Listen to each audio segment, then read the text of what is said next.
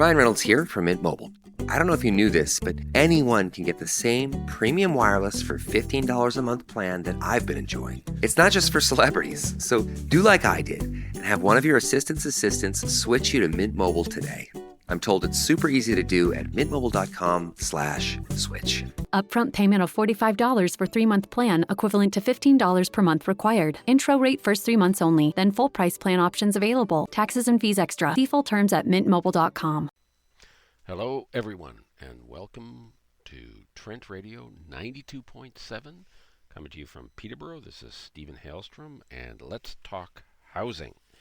This year, and this is the first broadcast of 2024, coming to you in the first week of January. And as I have noted in previous shows, this comes as a weekly radio show, but also as a podcast you can find on all your podcast apps. And the objective really is to talk about housing, talk about the housing crisis, talk about what the effect is of the housing crisis and how it affects everybody. And this week and this month of January, we're really going to focus on the effects of not having good housing. And today, I'm going to have excerpts from a CBC program that aired just a couple days ago called The House. You can find it on cbc.ca/radio.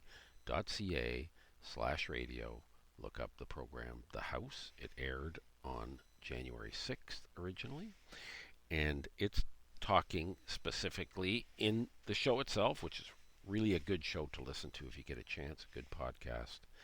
And I'm going to play some excerpts from it and then talk around those excerpts. Then in our second half, we are going to also bring you excerpts from another program. Hey, but there's some good stuff out there right now on housing and homelessness, and I want everybody to be able to hear it.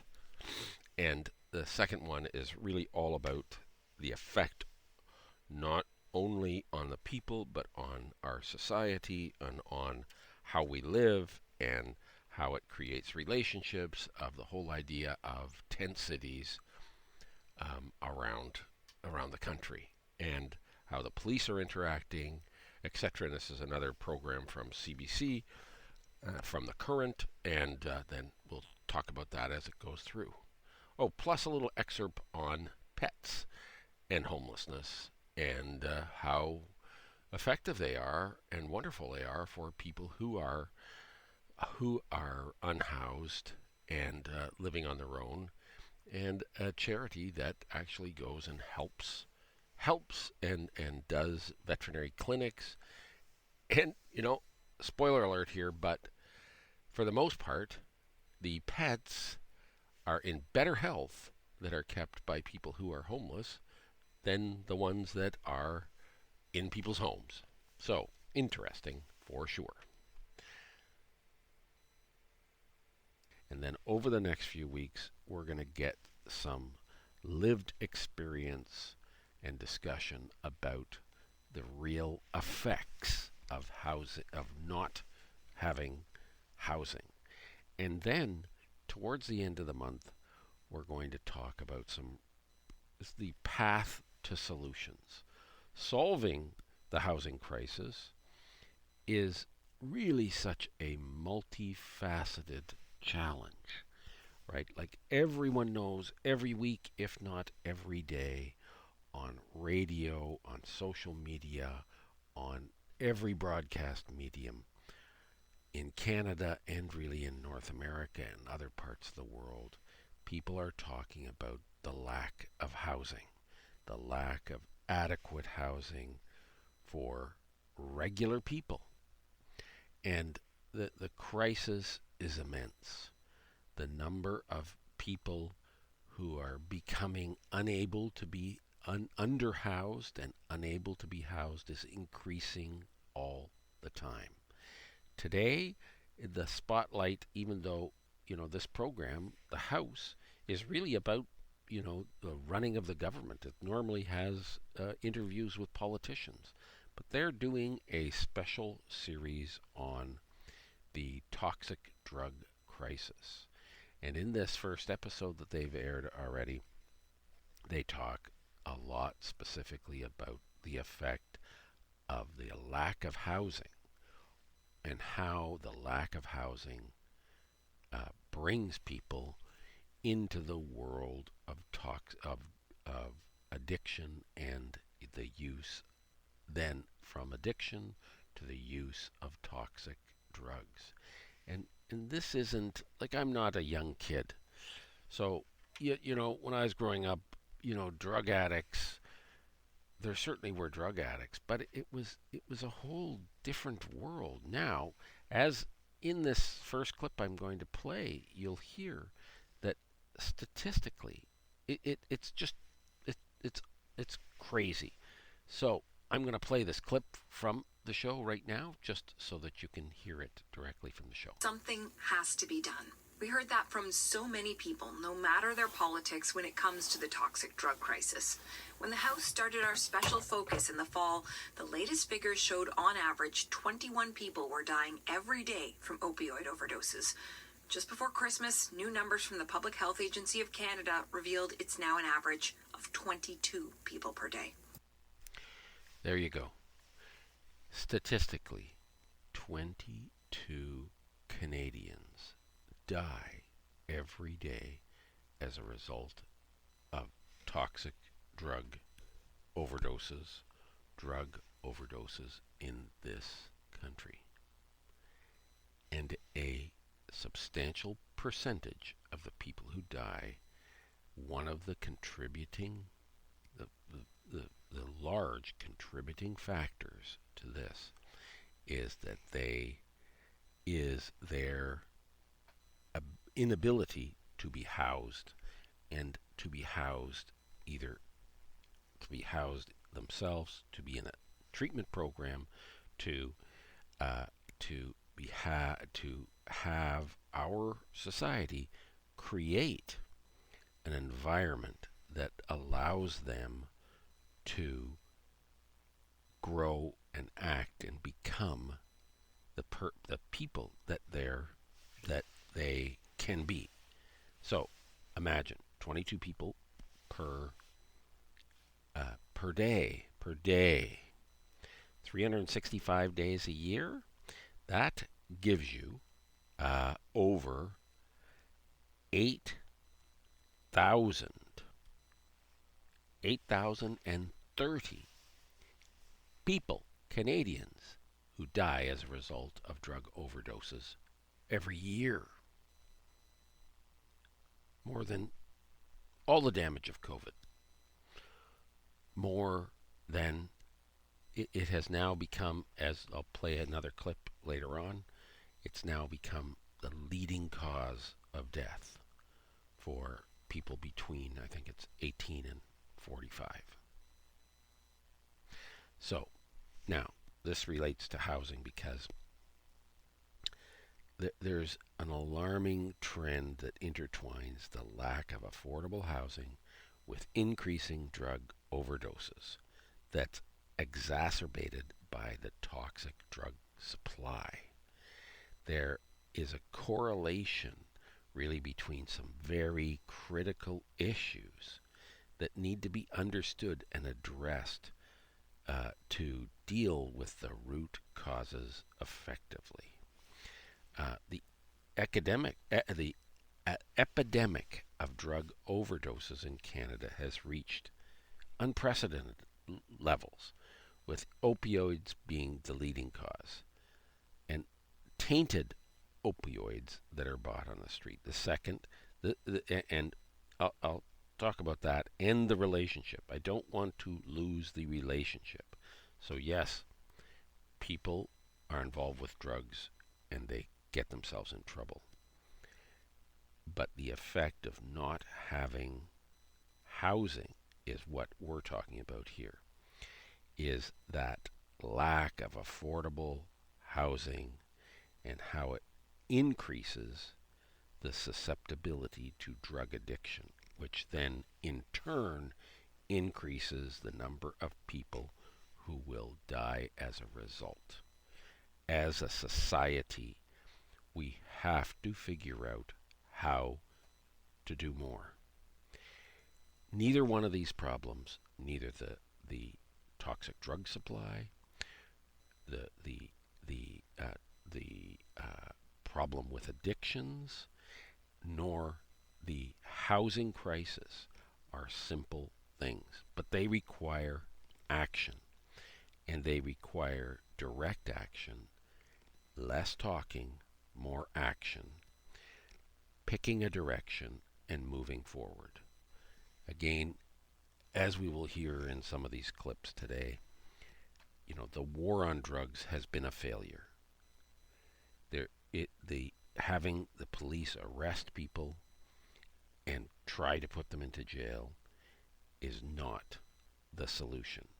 It never has, and it never will be.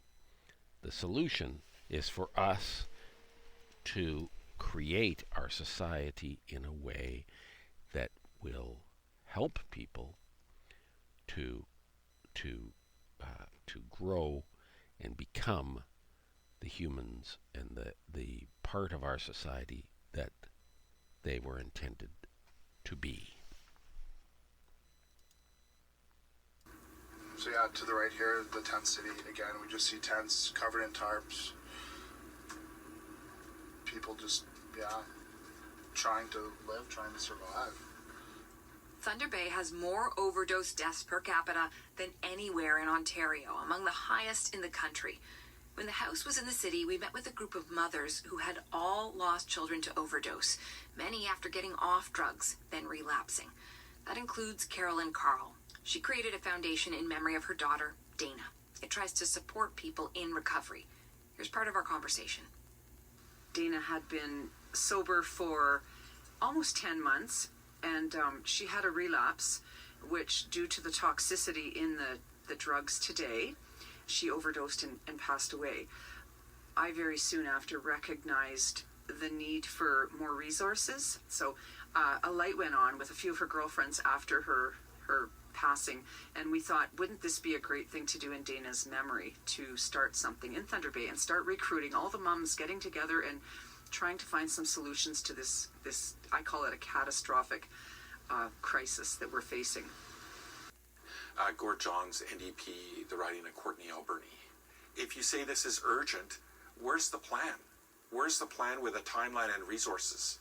They spent less than 1% responding to this crisis than they did on COVID-19. Why? Because of the stigma. The war on drugs has failed. We know that. Everything should be grounded in evidence-based policy and led by experts, not politicians.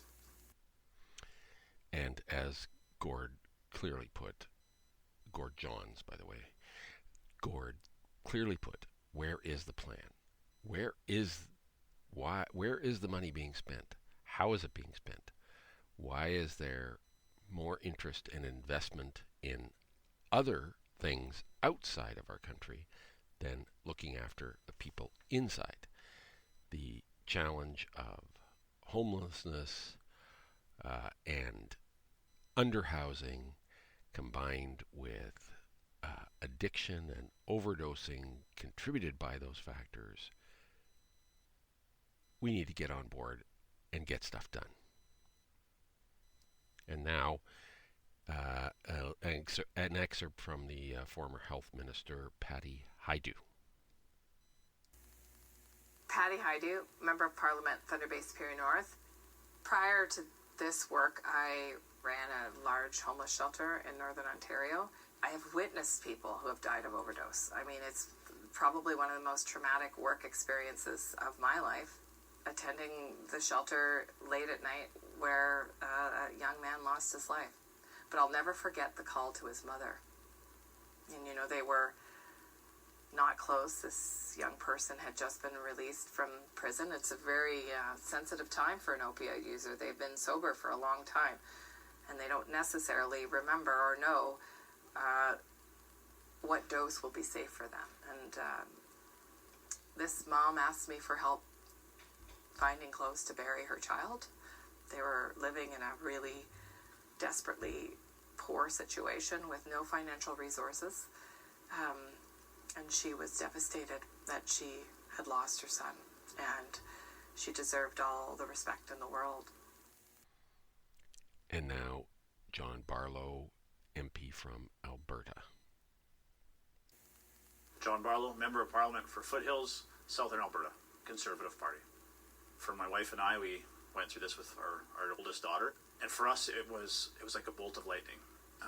We had kind of lost track of her for a few weeks. Obviously, as parents, you're phoning, you're texting, your Facebook Messenger, whatever you can do to kind of keep in touch. And finally, I drove up to Calgary, went to her apartment, and just pounded on the door for what seemed like half an hour until she finally answered. And I will never forget opening the door and seeing her there. She didn't look like my kid, didn't look like my daughter. It was the scariest moment in my life. Now, thankfully, I'm extremely proud of her, how she has recovered and is doing so well 8 years later. But at that moment, I thought I'd lost my daughter. I really assumed that I would take her to the hospital and they would immediately put her in a treatment program. But for the doctor to come out basically and say, yeah, she's overdosed on fentanyl, she's good to go, you take her home. I couldn't believe it. It was like, you're on your own. And now one of the most difficult interviews to listen to is Faith Pettypiece talking about the loss of her daughter. As a father myself to three wonderful women, it is heart-wrenching to hear the stories. Also coming from a place where I personally have experienced the life of living with people with addiction, that it is such a difficult thing to deal with as a parent. This is difficult to listen to, but it brings us to the real things that really matter. My name is Faye Pettypiece, and I am the mother to Jessica Jonason, who passed away sadly on August 6th, 2022. Much like Carolyn's story, my daughter was almost 3 years clean. I spent money and sent her away to a treatment center. She was doing so well. And then I wanted to go out on my birthday, August 5th, with my 3 kids. And she wanted to stay out. And as a mother, I thought, well, she's 30, she's going to be 32. I can't say no. But I did have a lovely dinner with my 3 children. She stayed behind and met up with a friend. And again, it was a lethal dose of fentanyl that she took. The coroner said there was no trauma. It was instant. She died in my home. I found her. I could not. You found her? I did. I could not revive her. I had to call my husband down because I panicked. And he came down, and we had 911 on the phone. The paramedics came, the firemen came. I don't know how many police were at my home. And the paramedic came up to tell me that my daughter didn't make it, but I kind of knew. As a mom, you kind of know. And I just kind of went numb. I don't even remember how many people were in my house. There were so many police officers coming and going, and fire trucks. But the saddest part for me, that I won't get out of my head. I can't get out of my head. I've even gone for help for it, is when they carried her out in the body bag. And they drop her beside the door. And then they bring the stretcher up and they put her in the van and take her to the funeral home or to the hospital. I just think her, being clean for that long, her body couldn't take it. But how do you know they're going to relapse, right? Like, it as a mother, you feel like a failure, like I shouldn't have gone out that night, or I don't know. It's tough. What the mothers in Thunder Bay want is more treatment and recovery beds. They don't want other parents to lose their children to overdose. Next, just a powerful, simple statement of fact, of reality, of humanity. Do what's right. I don't care how long it's going to take. People are dying every day. Let's get moving on this. Then the final excerpt I have on this, it talks about addiction and about how we treat it as a society and how important it is to understand. A very interesting thing, because everyone talks, and I talked about it. Then when I heard this, it really was the penny dropping, or the nickel nowadays, but the penny dropping in understanding that the battle really is about addiction, about the need to be addicted, the necessity, what drives people to become addicted, not necessarily even the toxic drug supply. It is, how do you fight addiction? How do you teach people? How do you love people enough to allow them to not have to be dependent or not have to have the drug to feel better? You heard during one of the excerpts, the person the recovered person was talking about how, when they took that drug, how fantastic they felt, and they had never felt so good before. And that's the problem. How can we feel good without that? How can we as a society do that? How can we provide housing? Why don't we provide housing and places to live and lives to live that will do that? That's our responsibility as a society. So when the Public Health Agency of Canada says toxicity of supply continues to be a major driver of the overdose crisis, when they say that 81% of all deaths involve fentanyl, you just dispute the premise? I believe that those individuals are seeking a high because of their addiction. If we replace the problem of describing it as a toxic drug supply with instead the problem is addiction, which is a biological disease which needs treatment, the solution ends up being recovery. What those individuals are doing when they talk about a toxic drug supply is they're activists and they're advocating for a safe drug supply as the alternative. They are not neutral in their argument. They're saying that if we provide high-powered opioids like hydromorphone, which for the record is 5 times more powerful than street heroin, then that will solve the problem. Because the problem is the addiction itself, the addiction is the disease, and that is sadly what's killing so many of our family members. I can tell you now, it will not solve the problem.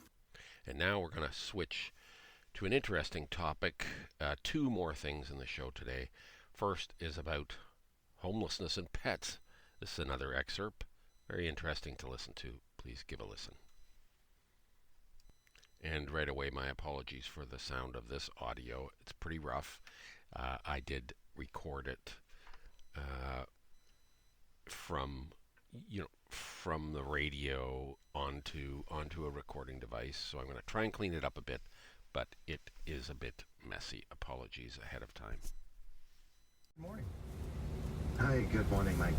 So, if I understand it correctly, this was the first time that community veterinary outreach has gone into Kingston, but it's been around for a while, operating in Ottawa for a couple of decades. How did it all start? Yeah, so Community Veterinary Outreach is a registered charity that's based out of Ottawa that really aims to improve the health of homeless individuals and their pets through a One Health model of care. The charitable organization was set up by Dr. Michel Lem, a veterinarian based out of Ottawa, and since the inception of the charitable organization 20 years ago, there are now regional clinics that are based from Whitehorse, Vancouver, all the way through to Halifax, including 4 clinics that are set up within Ontario. So within Toronto region, Simcoe, York, Ottawa, and now we're excited to have an organization region within Kingston as well. What showed you that there was a need for this in Kingston? We know from working with our partners at the Integrated Care Hub that there was a significant population of pets with the unhoused individuals within the community. We were very fortunate this summer as we started to set up the Kingston region to have Queen students that did a needs assessment out at the Integrated Hub, where we identified that there were approximately 20 dogs and several cats that were housed with individuals within that community. And when you went to Kingston, what did you see? It was a fantastic day that we had last week. So in addition to myself, there are 3 other regional directors, Dr. Ian Marceleson, Leanne Couvret, who is a nurse that works with Providence Care, and then Myra Emery, who is a social worker who also works with Providence Care. And we had the privilege of having 16 clients that day. So there were 14 dogs and 2 cats.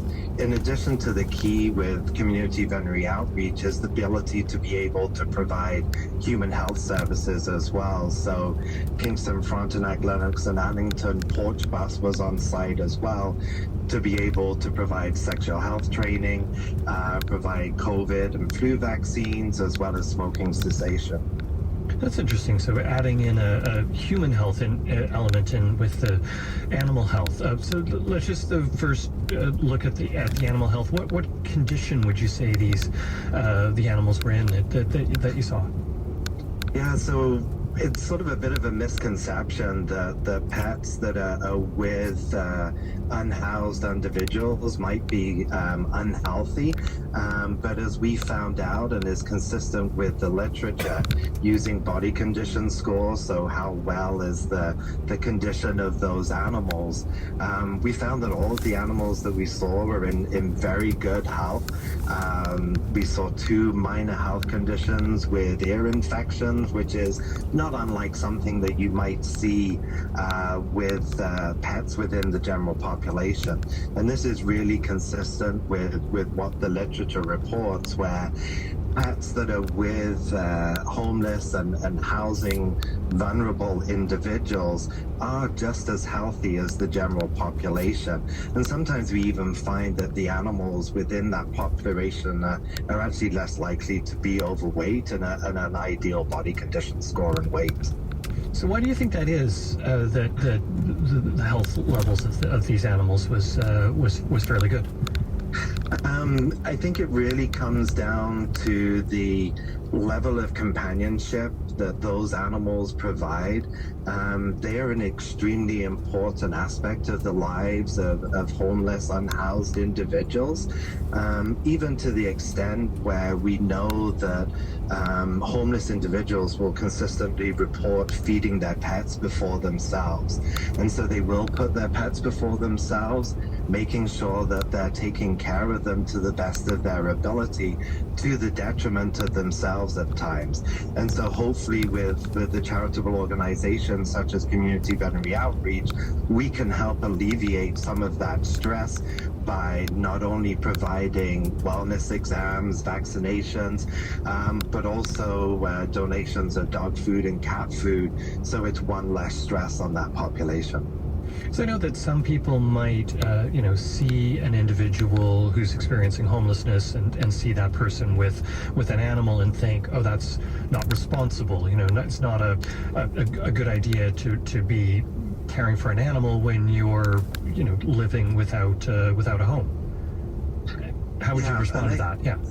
Yeah, and I think that's very unfortunate that there is that perception out there. And I really think we need to look at it more from a broader societal context and really be asking, how can we help homeless people so that they are better able to take care of their pets? And so really looking at what can we do to minimize the amount of homelessness within the community.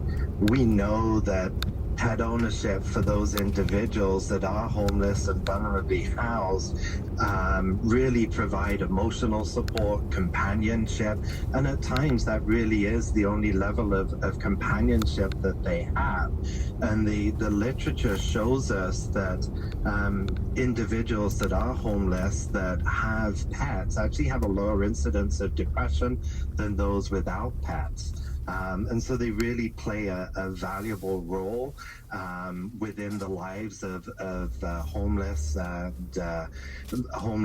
vulnerable individuals within our communities, not unlike they do to the general population.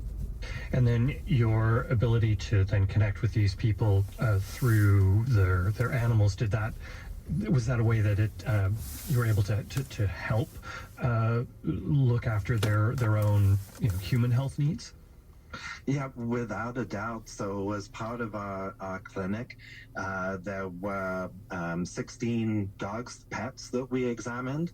And then on the human health side, with our partners at KFLA Public Health and Providence Care, we were then able to see, I believe it was 18 members of the community as well, ranging from sexual health, smoking cessation, as well as vaccination. And as the program grows, we hope to be able to increase the number of human health services that we're able to provide.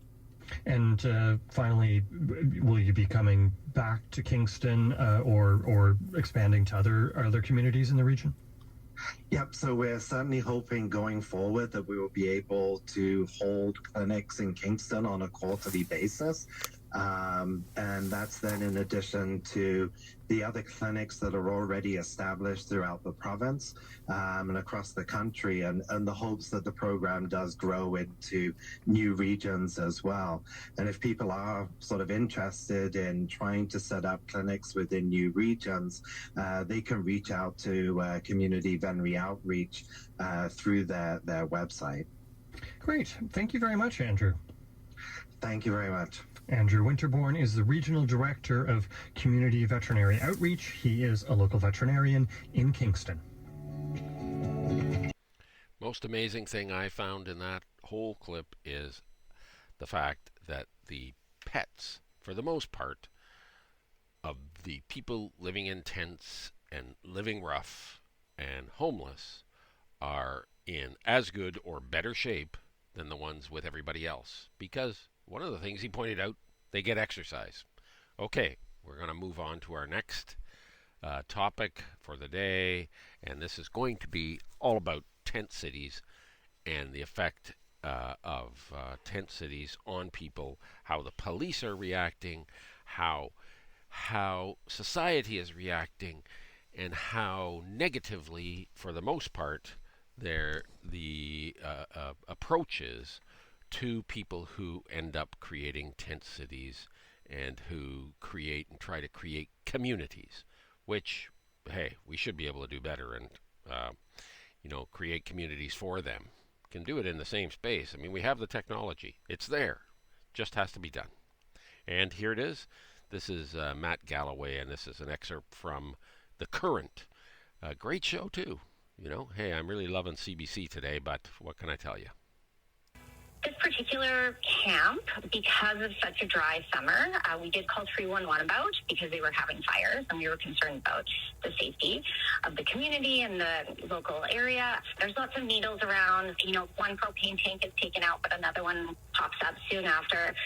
So the kids don't use the treehouse anymore. There's a tobogganing hill or kind of a path that goes down to the creek, and they don't use that anymore. Our kids like to play street hockey out in front, and they are scared to do so now because they're worried about people coming up from the path. Jessica Therian lives close to a homeless encampment in Edmonton. Over the past week, police and city workers have been clearing tents and structures from a number of these locations. Police say the encampments are dangerous and now being infiltrated by gangs. But people who live there, people like Chris Burgess, say they are doing their best to keep things clean and safe.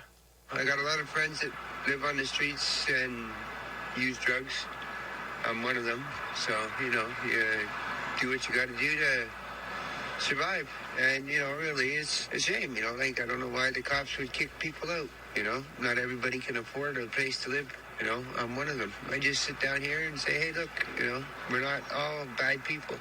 Really, this is technically city property, so, you know, if it's maintained, clean, I don't see what the problem is, you know? I don't see the harm.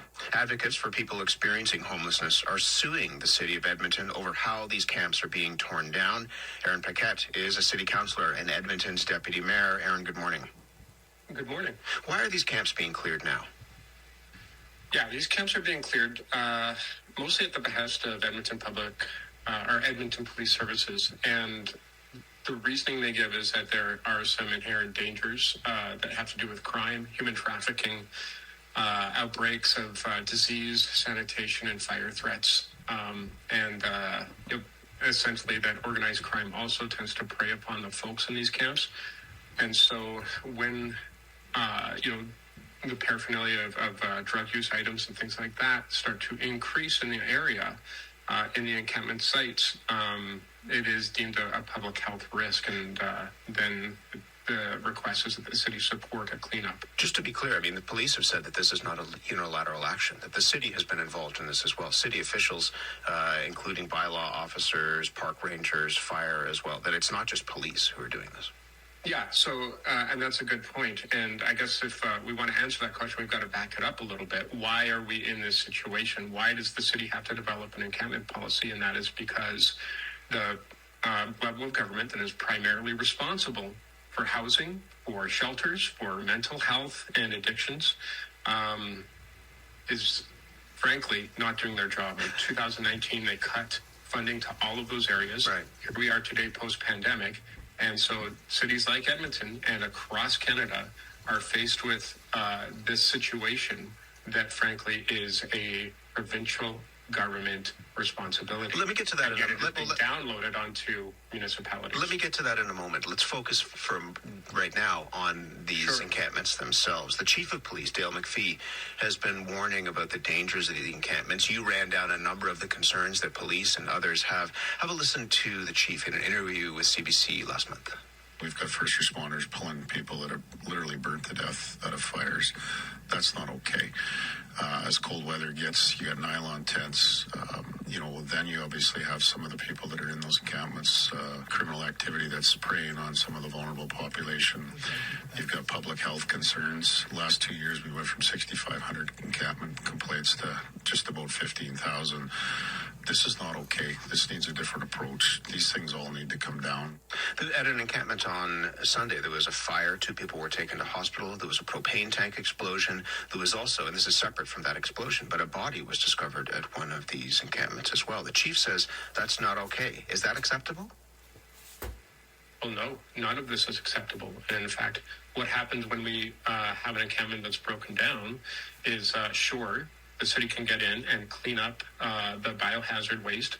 But once it's all said and done, the encampment literally returns the next day. Is there anything that the city can do to prevent that, so that people are safe, but they don't just set up another camp down the road?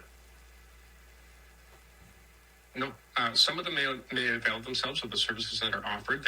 They're offered rides. They're offered help.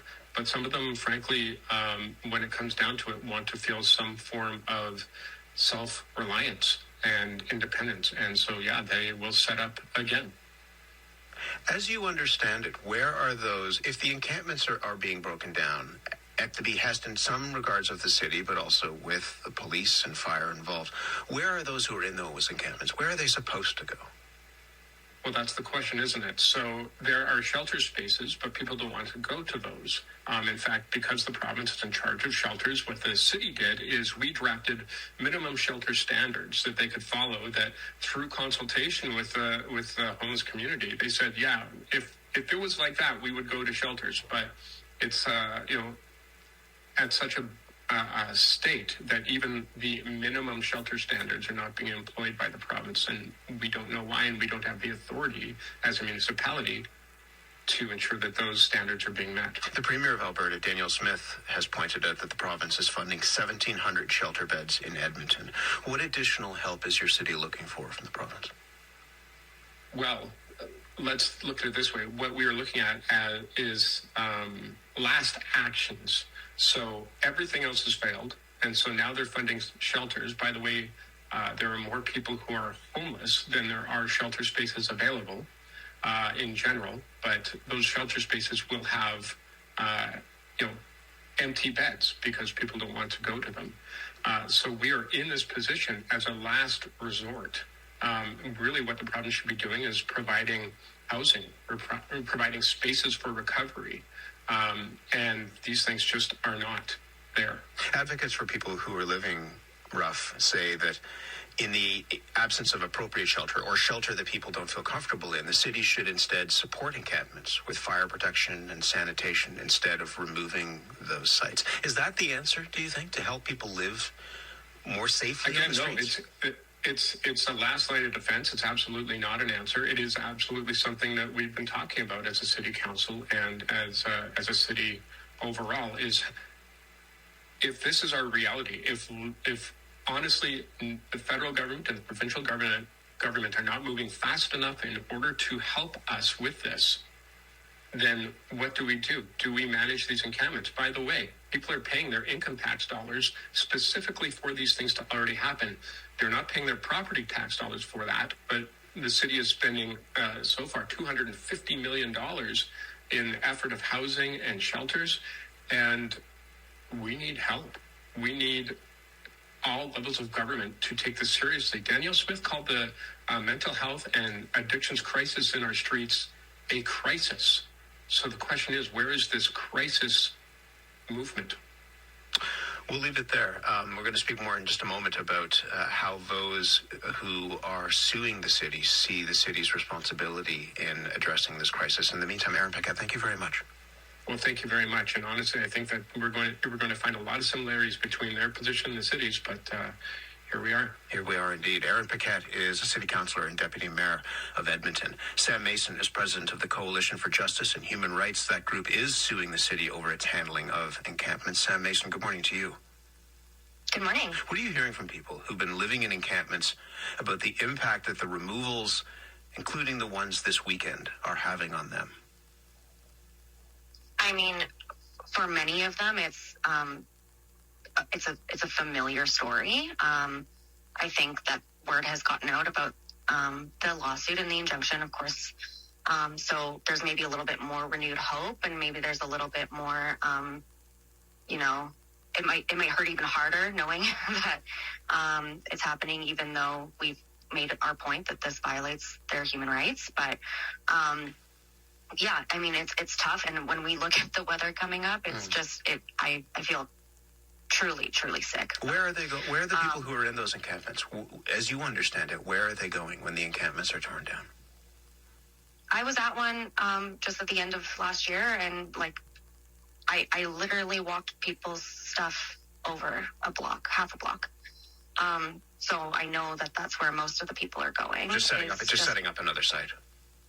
Yeah, of course. Yeah. I mean, I heard Aaron talk about the 1,700 funded spaces, but funded spaces are not actual operating spaces, and nor are they, as he mentioned, adequate for most people. What do you say to people, including police, fire officials, and others, who are raising concerns about safety in these encampments? Gang activity that preys on the residents there, human trafficking. 2 people were taken to hospital for burns this weekend. A body was found at another site. The comments from public health officials and others say that these aren't safe places. I mean, we can agree that in general, living unhoused is not a safe option for most people, but according to the city of Edmonton, there were no arrests or warrants executed or tickets issued during their encampment displacement. So we really maintain if they want to address if they want to address the crime or the risk, then they can do that. And like we said, even with fire safety, there's opportunities to, create warming spaces within encampments. I listened to the cross-country checkup and heard that woman living in an encampment in Kelowna, and she says they work with bylaw and they create separations so that there's no tent or fire risk.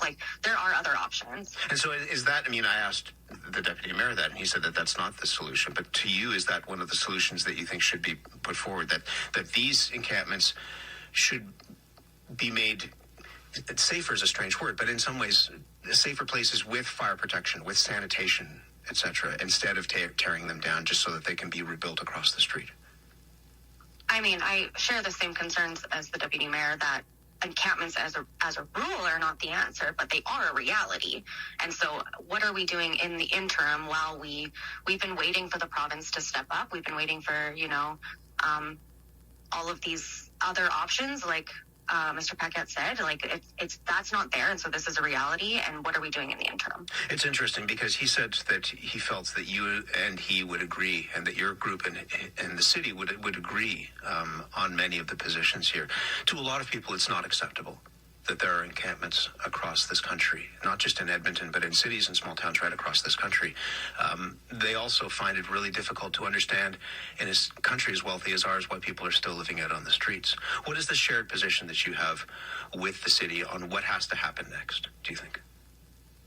Yeah, I think when you look at the big picture, of course, I think the city and I have a similar position, that in general, like what's really the biggest risk to these folks is poverty and living on the streets. And so, but that's where we're at, and it's only getting worse.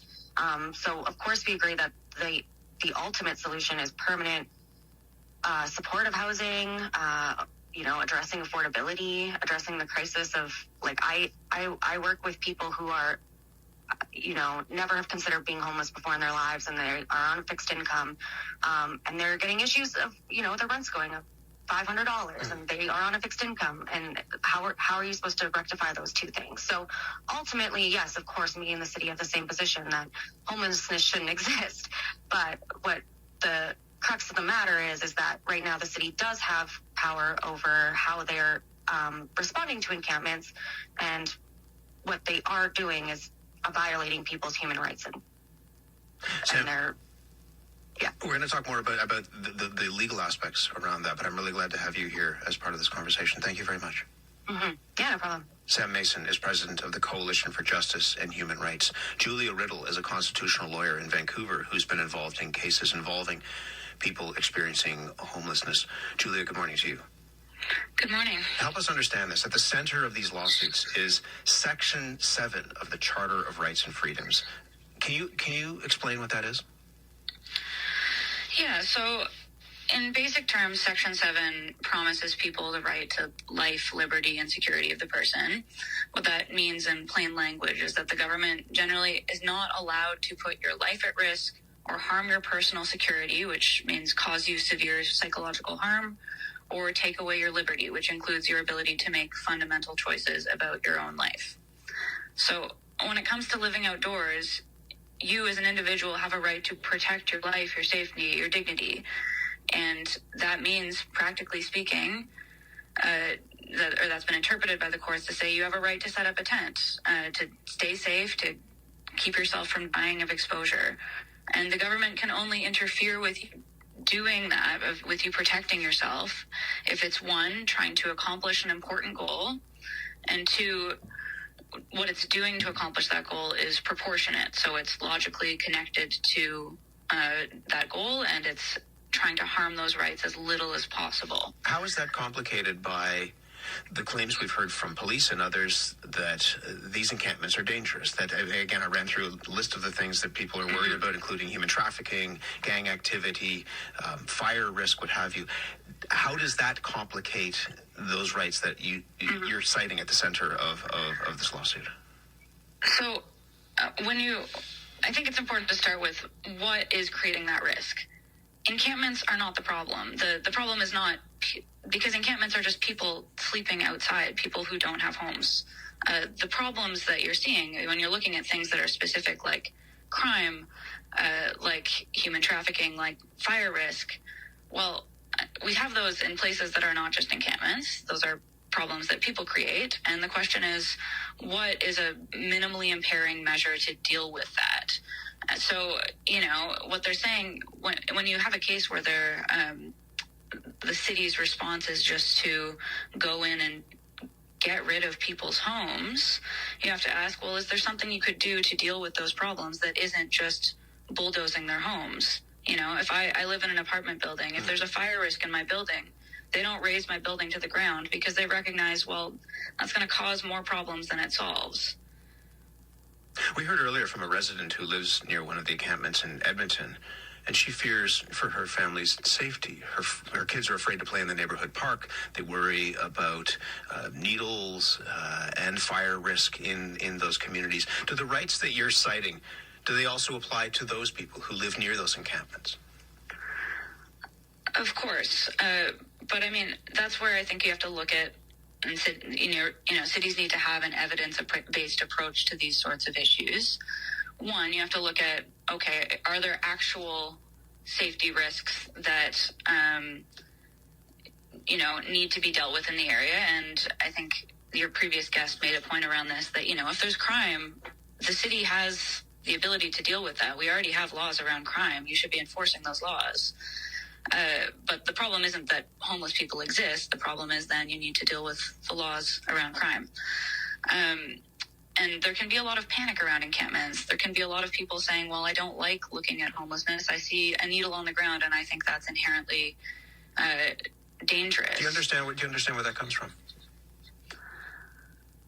To be quite honest, I think we have a real sense of shame as a society that we've allowed the world to get to this point, that people are living in parks en masse, and that is the only way they have to survive. But we don't help those people by making their existence illegal. That is the reality of the world we live in. And that doesn't mean that it's legal for us to go and destroy their homes. What do we just have a minute and 30 seconds left. What do we do about this, do you think? I mean, this is an issue that's playing out across the country. In Halifax, for example, there's an encampment set up in the Grand Parade, a downtown square in front of City Hall, that the people who are living there have electricity that's supplied to them. In the city of Toronto, there are giant kind of domes that are over parks and fields where they've become kind of not temporary, but almost permanent shelters now. What do we do about this, do you think? Mm-hmm. I mean, I think, as both your previous guests said, we need housing. We need housing that people can afford, and we need to have that at a rate that matches the rate of affordable housing we're losing. But in the absence of that, right now, what do we do? Yeah. In the absence of that, we need to recognize that, wishful thinking does not get rid of homelessness. By saying nobody deserves to live in an encampment is not very helpful to somebody who doesn't have anywhere else to live. So you treat those encampments as necessities.